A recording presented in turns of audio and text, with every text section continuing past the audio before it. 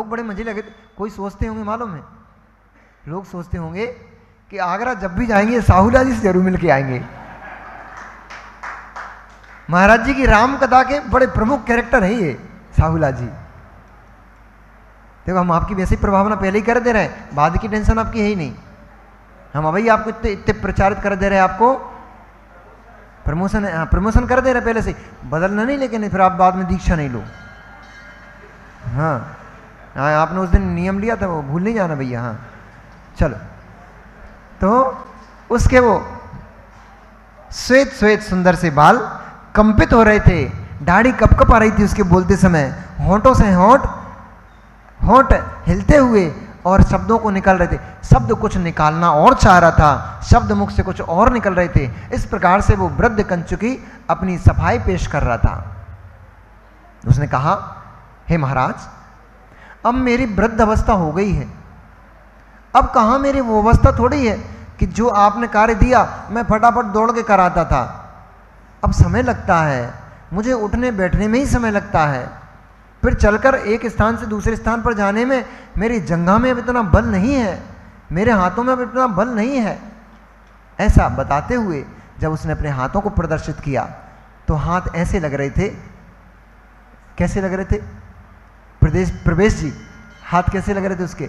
हाथ ऐसे लग रहे थे जैसे हड्डियों के ऊपर से मक्खी के जैसे पतले पंख होते हैं ऐसी परत चढ़ी हो।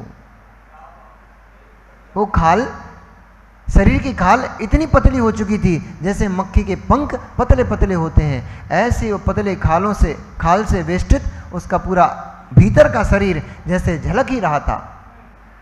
ऐसे अपने शरीर को प्रदर्शित करते हुए उन्होंने कहा कि अब मेरे हाथों में वो बल कहाँ बचा महाराज, अब ये हाथ जर्जर हो चुके हैं, ये पैर अब स्वयं का वजन ही नहीं संभाल पाते हैं, इसलिए क्षमा कीजिए, मुझे गंदू तक कर लेकर वहां से यहां तक आने में थोड़ा वक्त लग गया, समय लग गया।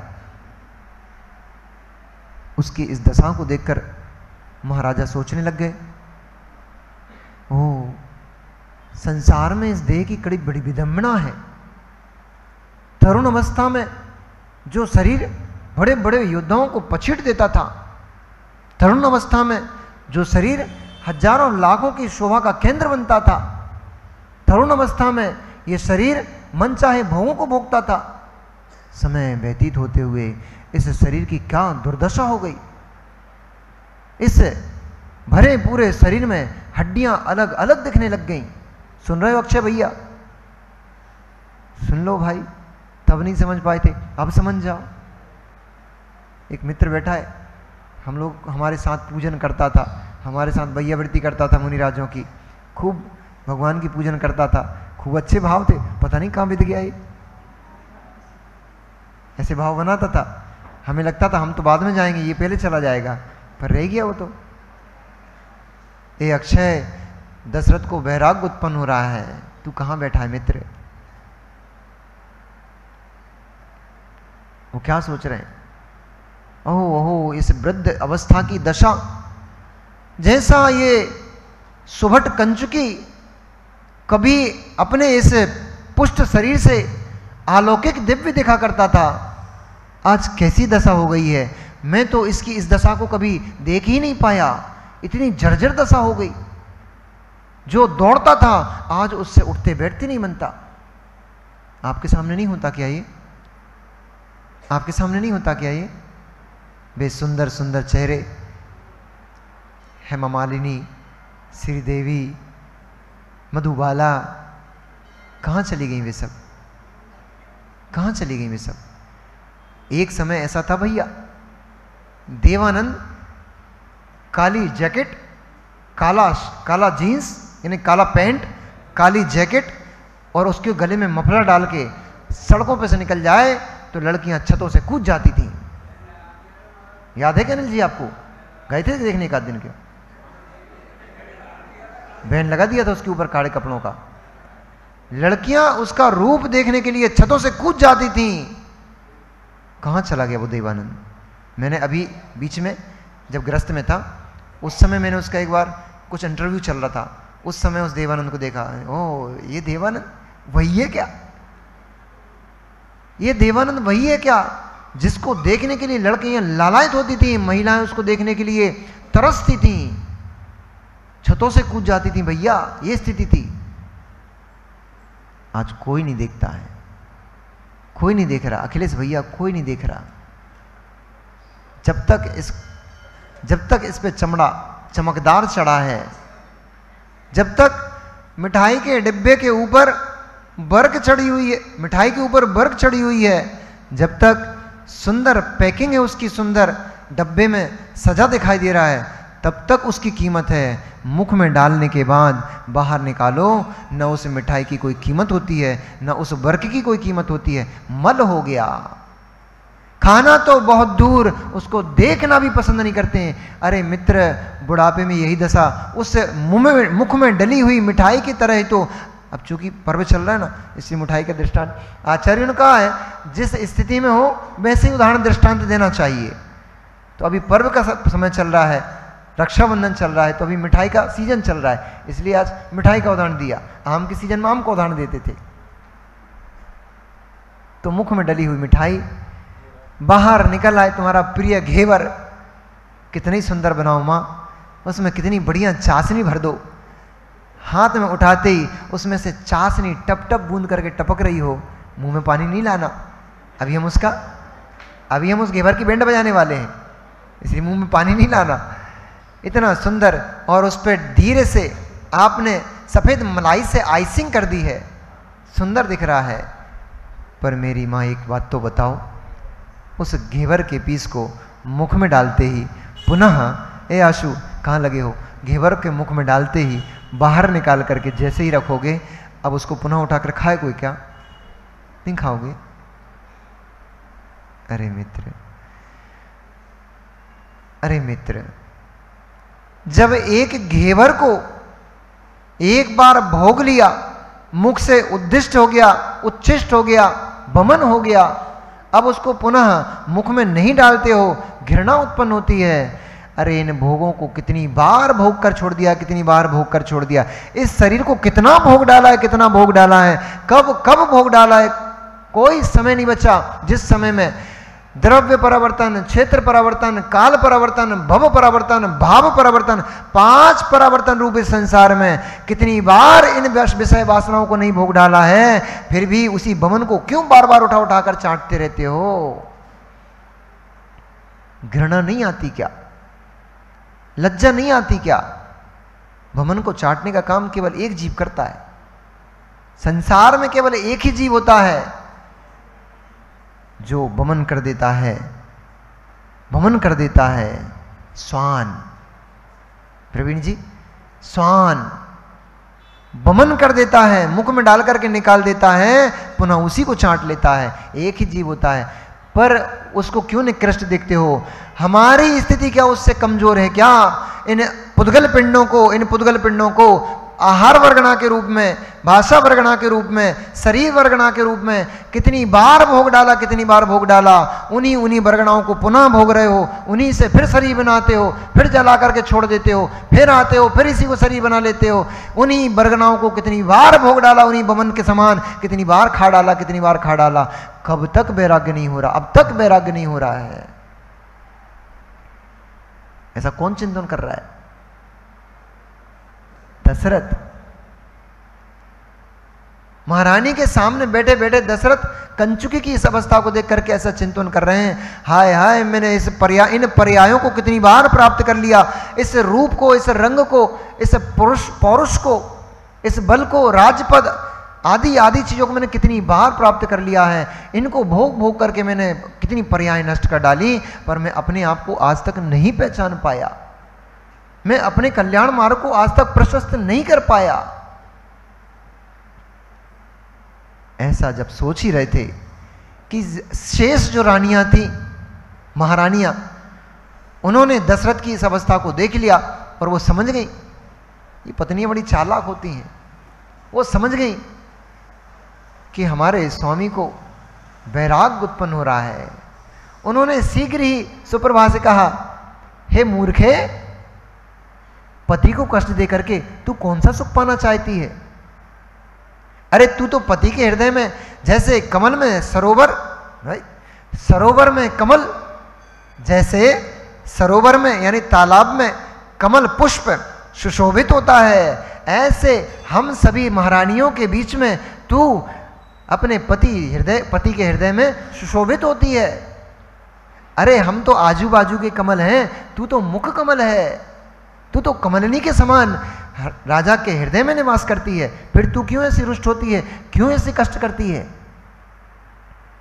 हे शोभे, हे सुभगे, तुझे चाहिए तू अपने पति को प्रसन्न कर। कहीं चले गए तो तेरे चक्कर में हमारी और विडंबना हो जाएगी। कहीं चले गए, अब आपके साथ ये टेंशन नहीं है, वो तो उनके साथ टेंशन थी, उनके पास बहुत सारी थी, इनके पास तो एक ही है, जाएंगे कहां? तो उन्होंने कहा भैया संभालो पतिदेव को थोड़ा। तब सुप्रभा ने निवेदन करते हुए कहा, आप क्यों खेद खिन्न होते हैं? मेरा विलाप और मेरा क्रोध आपके ऊपर थोड़ा ही है। मेरा क्रोध तो अपने भाग्य के ऊपर था, मेरे भाग्य से, मेरे दुर्भाग्य से ये देरी हुई है। आप क्यों अपने आप को दोषी मान करके अपने आप को प्रताड़ित करते हैं, पीड़ित करते हैं? मेरे कारण से यदि आपको कष्ट हुआ है तो हे स्वामी मैं आपसे क्षमा मांगती हूं, प्रसन्न होइए मुझ पर। बस इतना बोल दें, यही तो लफड़ा हो जाता है, यही तो गड़बड़ हो जाती है। ये हमारे भैया से क्या नाम इनका, नितिन भैया, घर में झगड़ा हुआ और पटाखा पटको और बैराग इतना जबरदस्त उत्पन्न हुआ। अब तो इनको लग रहा था संसार में सब असार है, कोई मतलब का नहीं है, ना पत्नी ना बच्चे ना घर ना परिवार धन संपत्ति कुछ भी काम का नहीं है, सब बेकार का है। चलो आप तो शीघ्र ही जाकर के गुरु महाराज के पास में तो नियम संकल्प कर लूंगा और ब्रह्मचर्य व्रत लेकर के अपनी साधना को प्रारंभ करूंगा। दुकान पे पहुंच गए। आज शाम को ही जाकर गुरु महाराज के पास जाकर के आज शाम को ही नियम ले लूंगा, ग्रह का त्याग कर दूंगा अब तो मैं।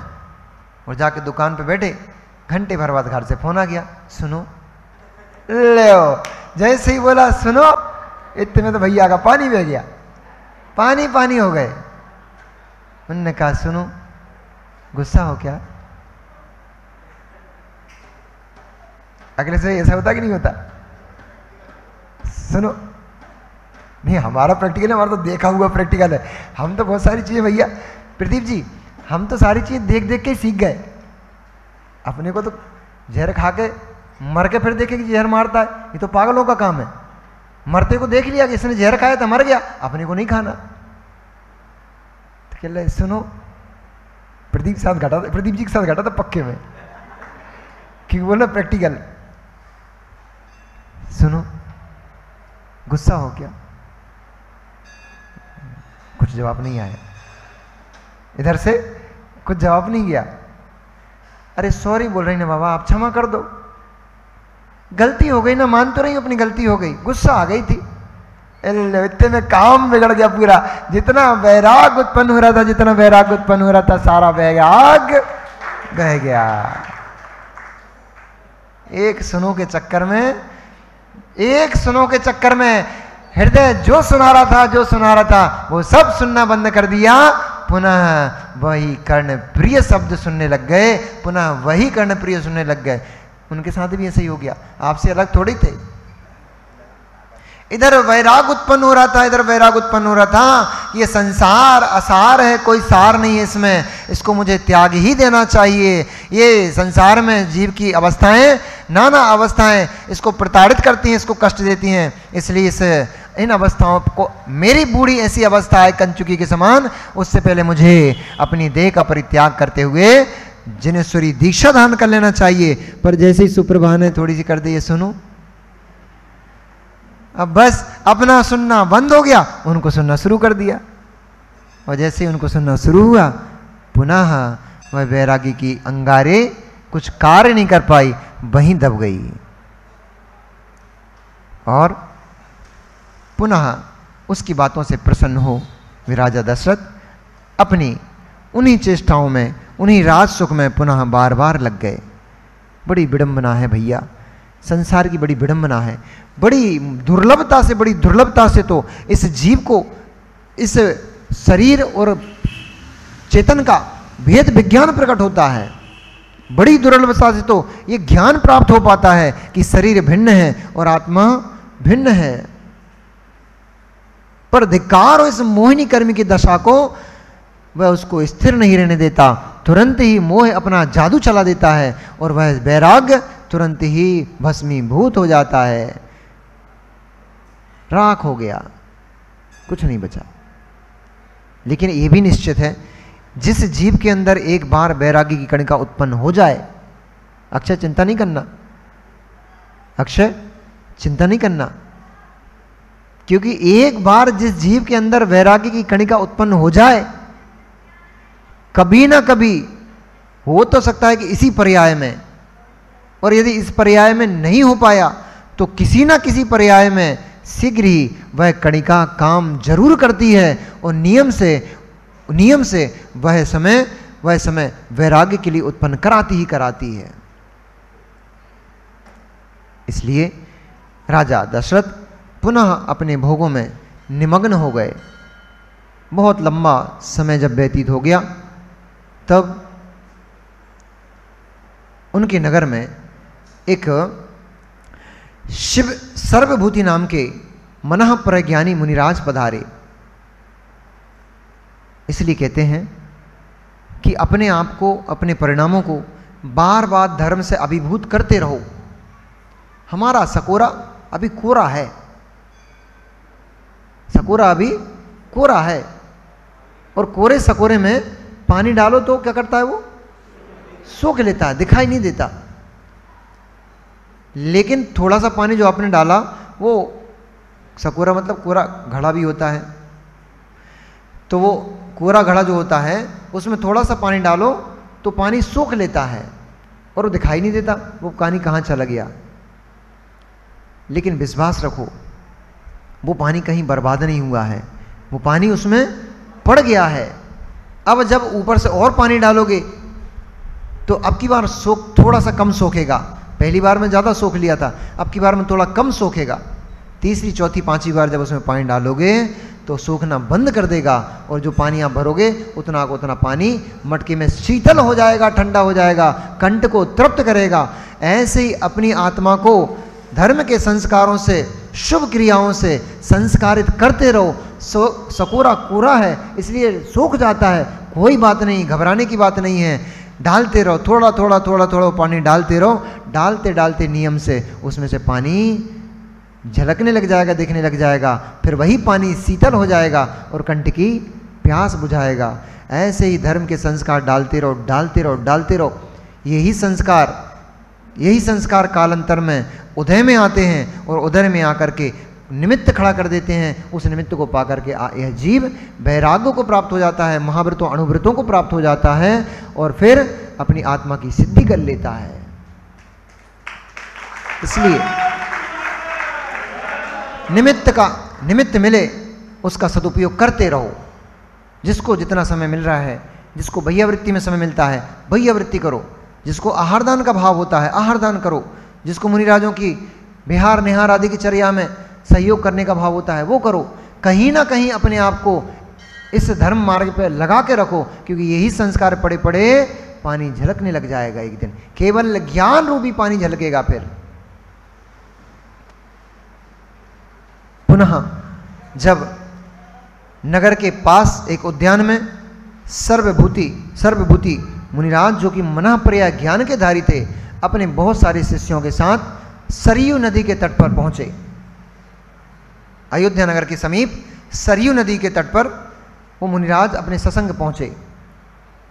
चातुर्मास बरसात का काल आने वाला था, इसलिए गुरुदेव की आज्ञा पाकर के कई सारे मुनिराज गुफाओं में जाकर के योग धारण कर लिए। कई मुनिराजों ने नदी के तट पर वर्षा योग के लिए योग धारण कर लिया। कई मुनिराजों ने पर्वत की कंदराओं में गुफाओं में जाकर के योग धारण किया। कई मुनिराजों ने वृक्ष, जो बड़े बड़े विशालकाय वृक्ष थे उनकी जो कोटर बनी हुई थी उन कोटरों में जाकर के चातुर्मास का योग धारण कर लिया।